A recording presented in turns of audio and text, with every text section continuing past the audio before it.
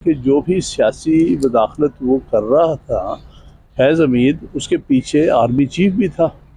तो इसलिए ट्रायल हर उस शख्स का होना चाहिए जो भी इस काम में मुलव्विस है। सर 9 मई के ऊपर कह रहे हैं कि लिंक्स उससे डेवलप करने की कोशिश की जा रही है।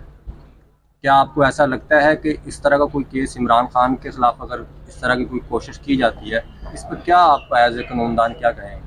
देखिए ना, पहले ही बहुत सारे झूठे केस इमरान खान के खिलाफ बनाए हुए हैं, दिन रात बनाए जा रहे हैं, और कोई बड़ी बात नहीं है अगर वो फौजी ट्रायल के लिए भी उनकी कोशिश करें।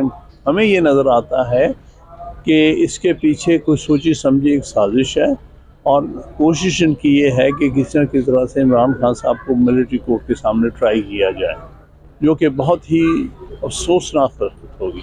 क्या ये मिली बकत पीटीआई तहरीक इंसाफ की तरफ भी आ सकता है? इमरान खान साहब को इन्वॉल्व किया जा सकता है? वो कुछ भी कर सकते हैं, लेकिन इसी बात को मैं आगे बढ़ाऊंगा कि अगर ये ISPR कह रही है, पहले ISPR ये भी बताया कि कौन सा ISI का चीफ था और कौन सा आर्मी का चीफ था जिसका सियासत मुदाखलत नहीं थी।